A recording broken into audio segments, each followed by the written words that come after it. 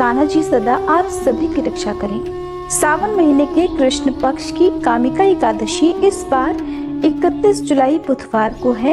इस दिन व्रत रखकर अगले दिन यानी कि 1 अगस्त गुरुवार को व्रत का पारणा किया जाएगा सुबह 6:01 से 9:50 के बीच में। कामिका एकादशी चातुर्मास की दूसरी और सावन महीने की पहली एकादशी होती है। इस एकादशी में भगवान विष्णु योग निद्रा में होते हैं। हालांकि श्री हरि के योग निद्रा में होने से पूजा में कोई बदलाव नहीं होता है। आप जिस प्रकार से एकादशी व्रत चातुर्मास के पहले रखते थे वैसे ही इस बार भी रख सकते हैं।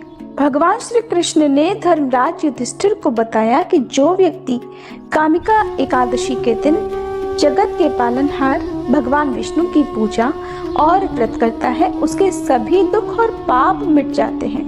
उसे जीवन के अंत में मोक्ष की भी प्राप्ति हो जाती है। जो व्यक्ति केवल कामिका एकादशी की व्रत कथा को सुनता है उसे वाजपेयी यज्ञ के समान फल प्राप्त होता है। इस व्रत में भगवान विष्णु की पूजा करने से उतना ही फल मिलता है जितना काशी या पुष्कर में स्नान करने से मिलता है। जो इस व्रत को करता है वो कभी कुयोनी में नहीं जाता।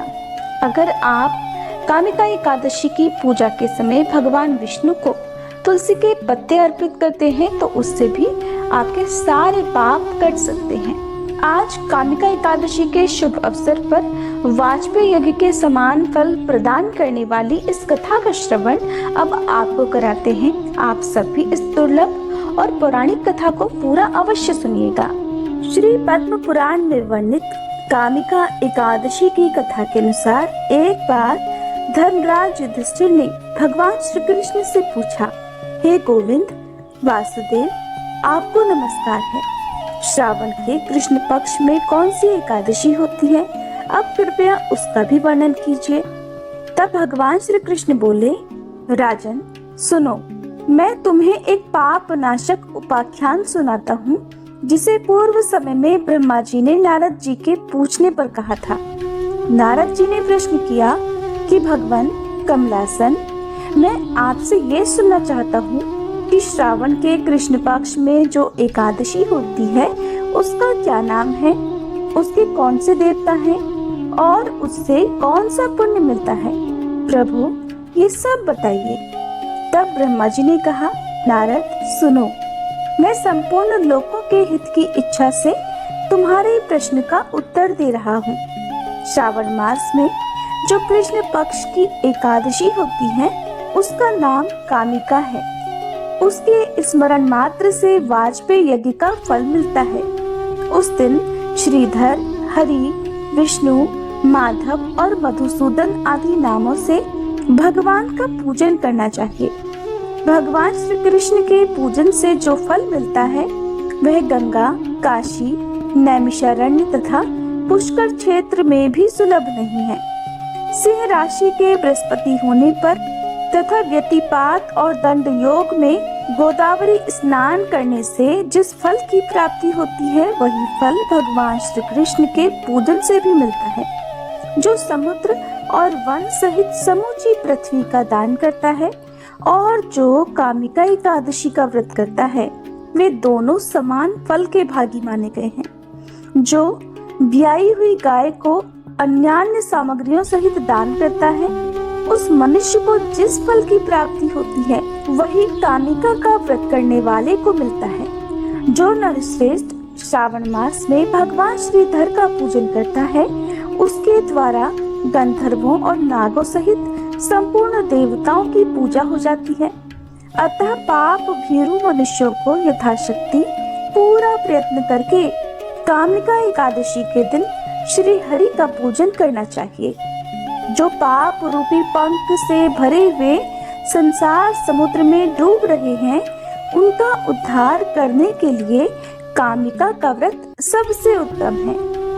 अध्यात्म विद्या परायण पुरुषों को जिस फल की प्राप्ति होती है उससे बहुत अधिक फल कामिका व्रत का सेवन करने वालों को मिलता है।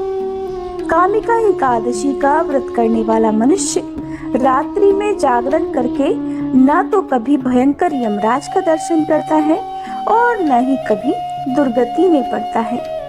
लाल मणि, मोती, वैदूर्य और मूंगे आदि से पूजित होकर भी भगवान विष्णु वैसे संतुष्ट नहीं होते जैसे तुलसी दल से पूजित होने पर होते हैं। जिसने तुलसी की मंजरियों से श्री केशव का पूजन कर लिया है, उसके जन्म भर का पाप निश्चय ही नष्ट हो जाता है।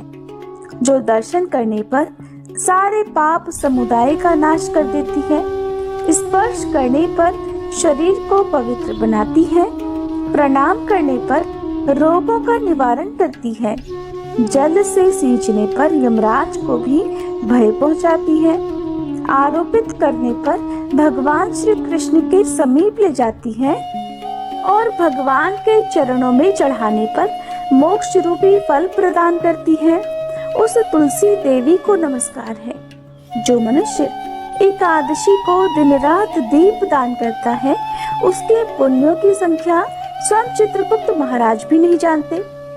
एकादशी के दिन भगवान श्री कृष्ण के सम्मुख जिसका दीपक चलता है, उसके पितर स्वर्गलोक में स्थित होकर अमृत पान से तृप्त होते हैं। घी अथवा तिल के तेल से भगवान के सामने दीपक जलाकर मनुष्य देह त्यागने के बाद करोड़ों दीपकों से पूजित होकर स्वर्गलोक में जाता है। भगवान श्री कृष्ण कहते हैं, हे युधिष्ठिर, कि तुम्हारे सामने मैंने कामिका एकादशी की महिमा का वर्णन किया है। कामिका सब पातकों को हरने वाली है, अतः मनुष्यों को इसका व्रत अवश्य करना चाहिए। ये स्वर्गलोक तथा महान पुण्य फल प्रदान करने वाली है। जो मनुष्य श्रद्धा के साथ इसका महात्म्य श्रवण करता है, वह सब पापों से मुक्त होकर श्री विष्णु लोक में जाता है। अब सुनिए कामिका एकादशी की एक और कथा। धार्मिक ग्रंथों के अनुसार कालांतर में किसी गांव में एक बहुत ही बलशाली क्षत्रिय रहा करता था। उसे अपने बल पर बहुत गर्व था। हालांकि वह धर्मपरायण था। नित्य प्रतिदिन जगत के पालनहार श्री विष्णु की पूजा उपासना करता था। एक दिन वह विशेष कार्य हेतु कहीं जा रहा था। रास्ते में उसकी भिड़ंत एक ब्राह्मण से हो गई। उस समय वह क्रोध में आ गया। ब्राह्मण व्यक्ति उसे कुछ समझाता उससे पहले ही वह ब्राह्मण से हाथापाई करने लगा। ब्राह्मण बहुत दुर्बल था और वह बलशाली क्षत्रिय के प्रहार को सहन नहीं कर पाया। इसके चलते तुरंत ही ब्राह्मण की मृत्यु हो गई। ये देखकर बलशाली क्षत्रिय सकते में आ गया। अब वह प्रायश्चित करने लगा। उसे अपनी गलती का एहसास हुआ कि उसने बल के दम पर निर्बल ब्राह्मण की हत्या कर दी है। आवेग में आकर ब्राह्मण व्यक्ति की हत्या करने से वह बेहद दुखी हुआ और ये सूचना पूरे गांव में देखते ही देखते आग की तरह फैल गई। क्षत्रिय व्यक्ति ने गांव वालों से क्षमा याचना की। साथ ही ब्राह्मण का अंतिम संस्कार विधि विधान से करने का वचन भी दिया। लेकिन क्षत्रिय को तो ब्रह्म हत्या का पाप लग चुका था। तब पंडितों ने अंतिम क्रिया में सम्मिलित होने से ही इनकार कर दिया। उस समय क्षत्रिय ने सभी ब्राह्मणों के पैरों में गिड़गिड़ाकर उनसे ब्रह्महत्या दोष निवारण के लिए उपाय जानना चाहा। तब पंडितों ने कहा कि ब्रह्महत्या दोष का प्रायश्चित करने के पश्चात ही हम लोग आपके घर पर भोजन ग्रहण करेंगे। ये सुनकर क्षत्रिय ने ब्रह्महत्या दोष प्रायश्चित करने का उपाय पूछा। पंडितों ने कहा कि सावन मास के कृष्ण पक्ष की एकादशी तिथि को विधि विधान से जगत के पालनहार भगवान श्री हरि की पूजा उपासना करो। साथ ही ब्राह्मणों को भोजन कराओ और दान दक्षिणा दो। ऐसा करने से तुम ब्रह्म हत्या दोष से मुक्त हो जाओगे। उसके बाद क्षत्रिय ने ब्राह्मण व्यक्ति का दाह संस्कार किया। ब्राह्मणों के वचनानुसार सावन मास के कामिका एकादशी तिथि पर क्षत्रिय ने विधि विधान से भगवान विष्णु की पूजा उपासना की। साथ ही ब्राह्मणों को भोजन कराकर यथा संभव दान दक्षिणा भी दी। उसी रात क्षत्रिय के सपने में भगवान विष्णु आकर बोले कि मैं तुम्हारी भक्ति से प्रसन्न हूँ। आज के दिन तुमने विधि विधान से मेरी पूजा की है। इस व्रत के पुण्य प्रताप से तुम्हें ब्रह्महत्या दोष से मुक्ति मिल गई है। माना जाता है कि यदि अपने पापों का प्रायश्चित करने और भविष्य में कभी ऐसी गलती ना दोहराने के लिए सच्चे मन से यदि कामिका एकादशी का व्रत रखा जाए तो जाने अनजाने में किए गए हर पाप से मुक्ति मिल जाती है। यदि कामिका एकादशी व्रत की कथाएं। अब सुनिए एकादशी के दिन सुनी जाने वाली तुलसी माता की कथा। कथा के अनुसार एक बार एक बूढ़ी माई थी जो नियमित 11 माता का यानी एकादशी का उपवास रखा करती थी और तुलसी के पौधे की सेवा किया करती थी। तुलसी के पौधे को सींचा करती थी। वे सुबह को बिना तुलसी के पौधे की पूजा किए अन्न या जल तक ग्रहण नहीं करती थी। जब भी वह बूढ़ी माई तुलसी के पौधे को सींचती तो तुलसी माता से कहती, हे तुलसी माता, सत की दाता, मैं तेरा बिरवा सींचती हूँ, मुझे बहू दे, पीले रंग की धोती दे, मीठा ग्रास दे, वैकुंठ में वास दे, अच्छी मौत दे, चंदन का काठ दे, अच्छा राज दे, खाने को दाल भात दे और 11 के दिन कृष्ण का कांधा दे। बूढ़ी माई की ये बात सुनकर तुलसी माता सूखने लगी। तुलसी माता को इस प्रकार सूखता देखकर एक दिन भगवान कृष्ण ने पूछा, हे तुलसी, तुम दिन प्रतिदिन क्यों सूखती जा रही हो? तब तुलसी माता ने कहा कि बस मेरे मन की मत पूछो प्रभु। भगवान कहने लगे, मैं नहीं पूछूंगा तो कौन पूछेगा? तब तुलसी माता कहती हैं कि हे प्रभु, एक बूढ़ी माई आती है और अपनी बात कहकर चली जाती है। मैं उनकी सारी बातें तो पूरी कर दूंगी, लेकिन कृष्ण का कांधा कहाँ से लाऊंगी?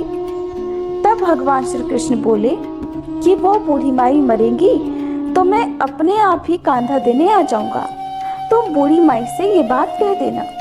और इसके कुछ समय बाद वह बूढ़ी माई मर गई। बूढ़ी माई के मरने पर सारा गांव इकट्ठा हो गया और उनका अंतिम समय आने पर जब उन्हें उठाने लगे तब तो वह बहुत भारी हो गई, जिससे वो किसी से उठाए ना उठ सकी। सभी कहने लगे, ये तो बहुत धर्मात्मा थी, बहुत संस्कारी थी, खूब पूजा पाठ करती थी, कोई पाप तक इन्होंने नहीं किया, फिर ये इतनी भारी कैसे हो गई?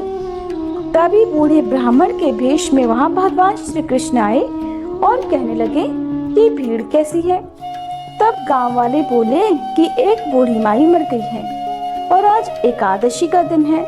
वो इतनी पापिन थी कि उसकी अर्थी उठाई नहीं उठ रही, ये तो बहुत भारी हो गई है। भगवान बोले कि मुझे इनके कान में कुछ कह लेने दो, फिर ये उठ जाएंगी। तब भगवान श्री कृष्ण बूढ़ी माई के पास गए और चुपके से उनके कान में कहा, हे बूढ़ी माई, तू अपने मन की कर ले, पीताम्बर की धोती ले, मीठा मीठा ग्रास ले, वैकुंठ में वास ले, चटक की चाल ले, चंदन का काठ ले, झालर की झनकार ले, दाल भात को जीम और श्री कृष्ण का कांधा ले। भगवान की सारी बातें सुनकर बूढ़ी माई तो हल्की हो गई और तब भगवान कृष्ण उन्हें अपने कांधे पर लेकर गए। इस प्रकार बूढ़ी माई को मुक्ति मिल गई और वह वैकुंठ लोक को चली गई। हे तुलसी माते, जैसे आपने उन बूढ़ी माई को मुक्ति दी, ऐसे ही सभी को मुक्ति देना। जैसे भगवान कृष्ण ने उन्हें कांधा दिया, वैसा ही हम सबको भी देना। प्रेम से बोलिए, श्री कृष्ण भगवान की जय, तुलसी माता की जय। अब